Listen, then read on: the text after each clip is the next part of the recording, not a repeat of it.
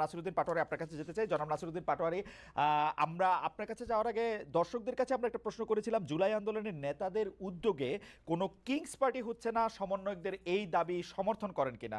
শতকরা ৬২% যারা ভোট দিয়েছেন তারা সমন্বয়কদের এই দাবি সমর্থন করেন, শতকরা ৩৮% সমর্থন করেন না। ৬৫,০০০ দর্শক ভোট দিয়েছেন। আমি আমি আমি আমি আমি আমি একটু জনাব পাটোয়ারি আপনার কাছে প্রশ্ন করতে চাই যে আপনারা বারবার নির্বাচনের তারিখ জানতে চাইলে আপনারা দাবি করছেন যে জুলাই আন্দোলনের স্পিরিটে নির্বাচন বড় বিষয় না। তবে বড় বিষয়টি তবে কি? আমি তো মনে করি যে গণতন্ত্রের ক্ষেত্রে নির্বাচন ছাড়া আর বড় বিষয় কি হতে পারে? At the end of the day এই সরকার হচ্ছে অনির্বাচিত, এই সরকার জনগণের ম্যান্ডেট প্রাপ্ত সরকার না। নির্বাচনে আপনারা যদি মনে করেন জনগণ আপনাদের সাথে আছেন, আপনারা আসেন, নির্বাচনে আসেন, ২৯০-৮০ সিট পান, আপনারা নির্বাচনেই নিজেদেরকে ট্রাই করেন। আপনারা কেন অনির্বাচিত অবস্থাতেই এতগুলি সংস্কারের পক্ষে কথা বলতেছেন যে এটা জুলাই আগস্ট স্পিরিটের সাথে এটা যাইতেছে না? আপনারা ভোট নিয়ে আসেন, তাহলে তো আর সব দিক দিয়ে সব ঠিকঠাক হয়। এই কথা যখন বলতেছি আমি পাশাপাশি আরো দুই একটা জিনিস আমি জানা রাখি, বলে রাখি যে বর্তমানে আমরা দেখতে পাচ্ছি আওয়ামী লীগের যে বয়ান ছিল যে মুক্তিযোদ্ধাদের অপমান করা, মুক্তিযুদ্ধের নাম ঠিক করে দেওয়া ছাড়া, তাদের দল ছাড়া আর কোনো উপায় নাই, আমরা কিন্তু এর লক্ষণও সম্পূর্ণ দেখতে পাচ্ছি। আপনাদের অবস্থানে রাজনৈতিকভাবে এটা কি? আপনি যে পার্টি করতেন এবি পার্টি, সেই এবি পার্টির একজন যুগ্ম সদস্য সচিব ব্যারিস্টার আসাদুজ্জামান ফুয়াদ এক বক্তব্যে বলেছেন ১৬ ডিসেম্বরকে তিনি বিজয় দিবস মানেন না। মানে এই পুরাটা লক্ষণ, মুক্তিযোদ্ধাদের অপমান করা, বিজয় দিবস না মানা, এই প্রত্যেকটা জিনিসই কিন্তু আওয়ামী নেরেটিভ রে, আওয়ামী বয়ানরেই প্রতিষ্ঠিত করে যে আপনারা যখন থাকবেন তখন আপনাদের অবস্থানটা যাবে হচ্ছে মুক্তিযুদ্ধের বিপক্ষে। আপনার মন্তব্য একটু শুনবো, আমি একটু থামি। প্রথমে আমি বলি যে ব্যারিস্টার রুহুল কুদ্দুস কাজল আমাকে একটি পরামর্শ দিয়েছেন। আমি বিনয়ের সুরে বলছি আপনার পরামর্শ নিব না আমি, কারণ আপনার যে পরামর্শ এটা হয়তো আপনার দলীয় কর্মীদেরকে দিলে আপনি অনেক লাভবান হবেন, এবং সেখান থেকে বেসিক্যালি আপনাদের জেনারেশনের সাথে আমাদের দৃষ্টিভঙ্গি নিয়ে দৃষ্টিভঙ্গিগত একটি পরিবর্তন ঘটেছে, যে পরিবর্তনের কারণে আপনারা আমাদের ভাষাগুলো বুঝতে পারছেন না, আমরা আপনাদের সেই ওল্ড ভাষাগুলো বুঝতে পারছি না।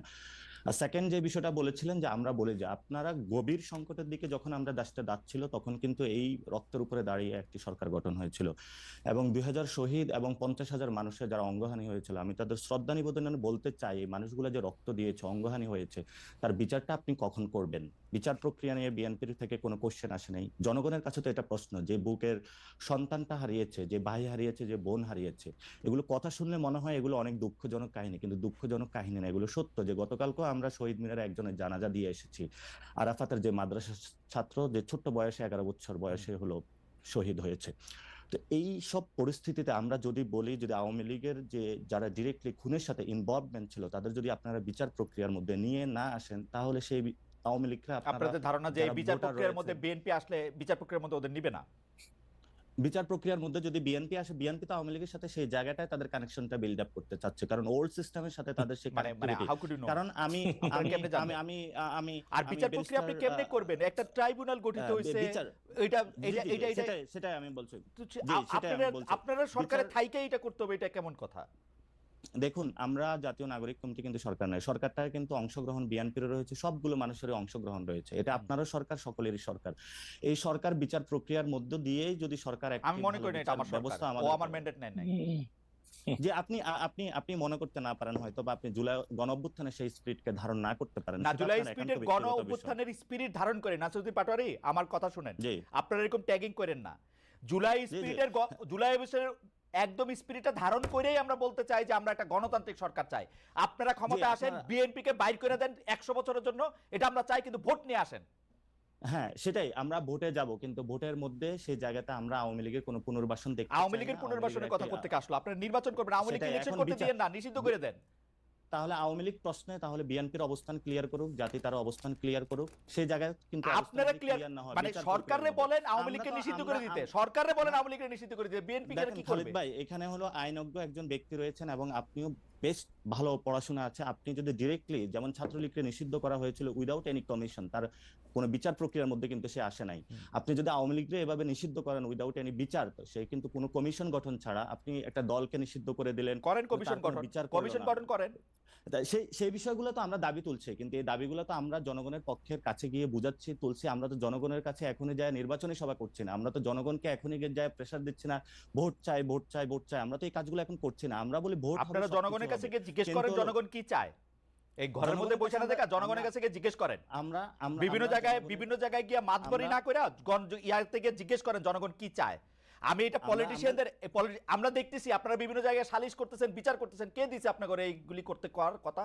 হ্যাঁ, সেটাই আসছে। আমরা জনগণের কাছে যাচ্ছি এবং জনগণের কথাগুলোই মানুষের সামনে তুলে ধরছি। যদি জনগণের কথাগুলো আমরা তুলে না ধরতাম তাহলে হয়তোবা আমরা আজকে পর্যন্ত ওই জায়গা থেকে বিএনপির মতন রুমে যায় ঘুমাইতাম।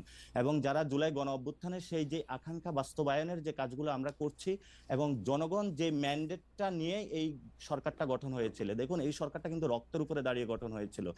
আপনারা ৭-৮-এর যে মইনুল সরকারের যে সে বিমরতি দেখে এখন যদি ভয় পাচ্ছে বিএনপি যে না কিছু যদি ঘটে যায়, অথবা যারা ওই এস্টাবলিশমেন্টের সাথে ইনভলভমেন্ট আছে না কিছু যদি ঘটে যায়। খালিদ ভাই, আপনিও ৯০-এর গণঅভ্যুত্থানে অংশগ্রহণ করেছিলেন, সেখানে ছাত্রদের একটি বড় ভূমিকা ছিল। সেই ভূমিকাটা কিন্তু দুটি দল চুরি করে নিয়ে গেছিল। সেই জনগণের যে ম্যান্ডেটটা ছিল সেটা কিন্তু আমরা আকাঙ্ক্ষা আকারে আজকেও পাইনি। ৭১-এর এই বিচার প্রক্রিয়া আজ পর্যন্ত আমরা এখনো বুঝে পাই না। জিহাদ হত্যার বিচার আমরা আজ পর্যন্ত বুঝে পাইনি। তাহলে আমরা সেই দাবিটি করছি যে নির্বাচন হবে। আপনার এই বক্তব্যগুলির সাথে আমি একমত জনাব পাটোয়ারি, এই বক্তব্যগুলির সাথে আপনি একমত। তাহলে আপনারা কি বিচার প্রক্রিয়াটা কি করতে চান? মানে বিচার কইরা তারপরে ইলেকশন দিবেন এরকম দাবি আপনাদের?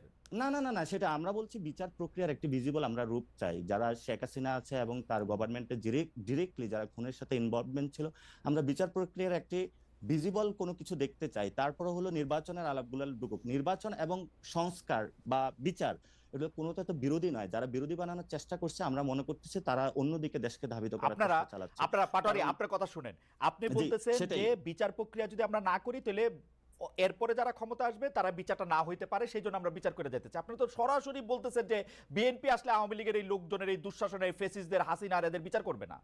আপনি কি এরকম মনে করতেছেন?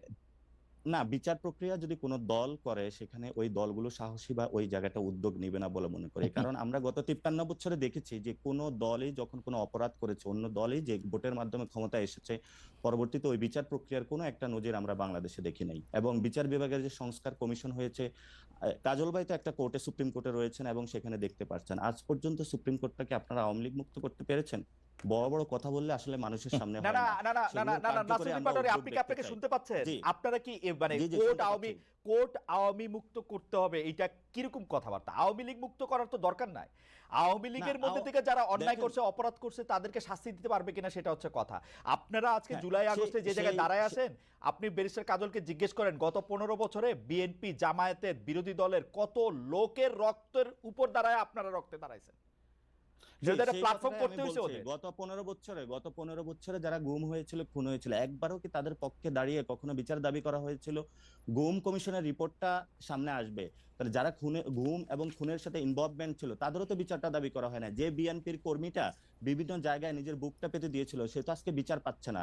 যে বিএনপির এখনো পর্যন্ত হলো ভাই অথবা বোন যাদেরকে এখনো পাওয়া যায় না, যাদের রক্তের উপরে দাঁড়িয়ে আজকে বিএনপি কথা বলছে, তার জন্য তো বিচার চাচ্ছে না বিএনপি।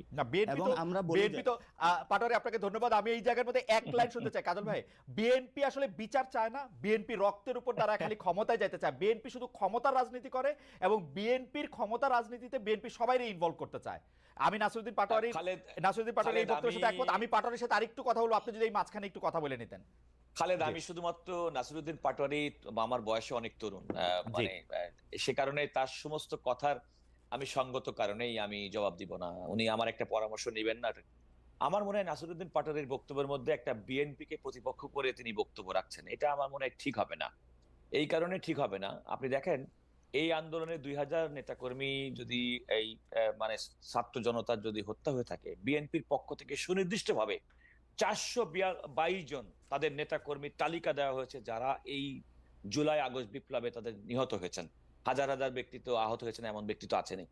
সবচেয়ে বড় কথা, বিগত ১৫ বছর হাসিনা বিরোধী আন্দোলন করতে গিয়ে ৫০ লক্ষাধিক মানুষ রাজনৈতিক মামলায়, মিথ্যা মামলায় মানে গ্রেফতার হয়েছেন। কিন্তু কাজল ভাই, ফ্যাক্ট রিমেন্স হাসিনাকে সরাইছে ছাত্ররাই। বিএনপি পারে না, লিফলেট দিছে ২৮ অক্টোবরের পর থেকে লিফলেট দিছে, দেখছি আমি ইলেকশনের সময় দেশে গেছিলাম। আমি দেখেন, আমি সেক্ষেত্রে নাসির পাটোয়ারির একটা কথা, এটা কিন্তু কনসার্টেড কোনো একটা আন্দোলনের সফল পরিণতি ছিল না। দীর্ঘদিন হাসিনার বিরুদ্ধে মানুষের ক্ষোভ, বঞ্চনা, খুন, গুম, নির্যাতনের বিরুদ্ধে মানুষের ফুঁসে ওঠা, ভিতরে অগ্নিগর্ভ, তার একটা স্ফুরণ ঘটেছে মাত্র ৫ই আগস্টের মাধ্যমে। ছাত্ররা শেষ মুহূর্তে সে ফোর ফ্রন্টে থেকে সেই বিস্ফোরণের ক্ষেত্রে আমাদের অগ্রসর